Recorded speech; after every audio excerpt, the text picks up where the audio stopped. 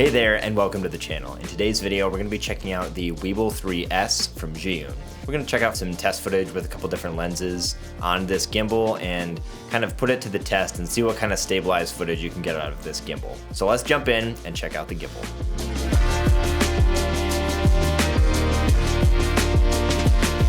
This video is sponsored by Zhiyun. The Weebil 3S is coming in at $319 for the standard version and $439 for the combo package.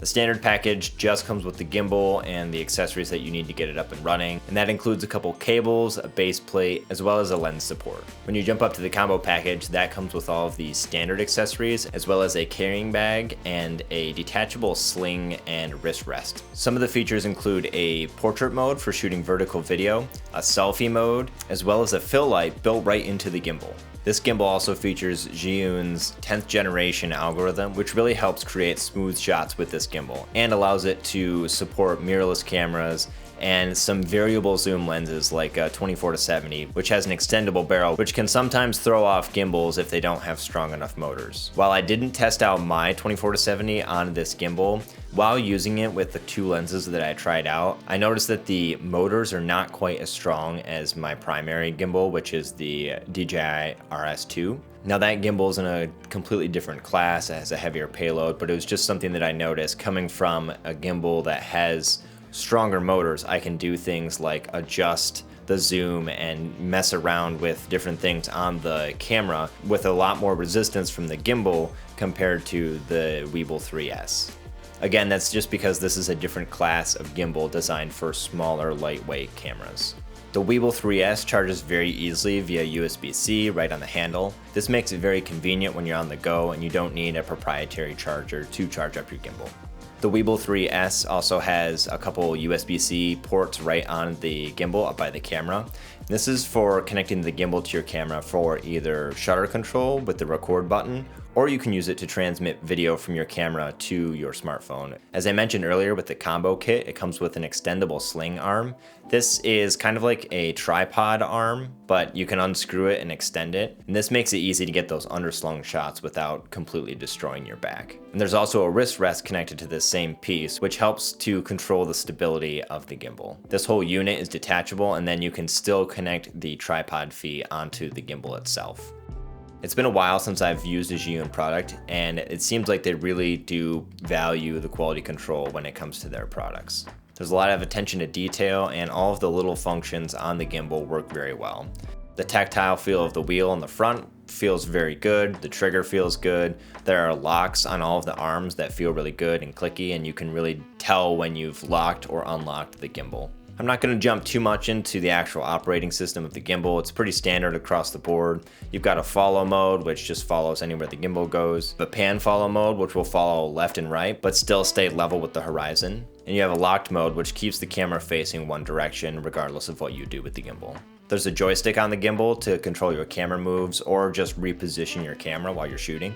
And then to activate the fill light, click and hold the scroll wheel on the side of the gimbal and that will activate the light. And then if you just click that scroll wheel, it'll switch in between the intensity of the light and the color temperature of the light. Zhiyun says this light has a CRI of 91, an illuminance of 1000 lux, and the color range is 2600K to 5500K.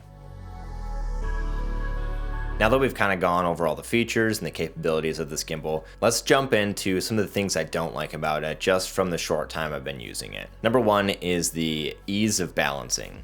I know this is a common gripe when it comes to gimbals, but I've used so many in the past and they've gotten so good over the years that using this gimbal just felt like a step back. As I mentioned earlier, my daily driver when it comes to my gimbal is the DJI RS2. And one of the things I love about this gimbal is the ease of balancing and the ease of removing your camera off the gimbal. With the Weebil 3S, there's an entire plate that you have to connect to the bottom of whichever camera you're using.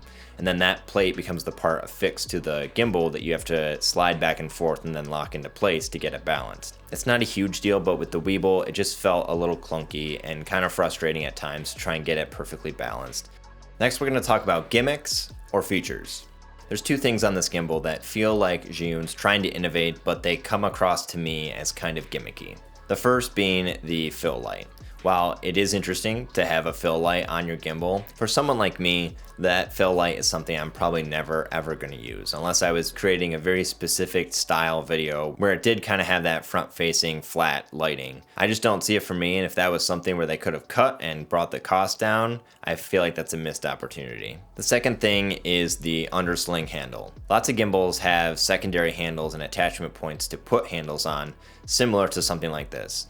And while it does make sense for that underslung shot where you are trying to get low to the ground, I don't really get shots like that all too often, and when I do, my RS2 is perfectly capable to be underslung and get those shots. And the other thing is that the only way to get the sling and wrist rest combo is to jump up to the combo package, which in my opinion is not worth the $120 premium you're paying just for the sling and a bag.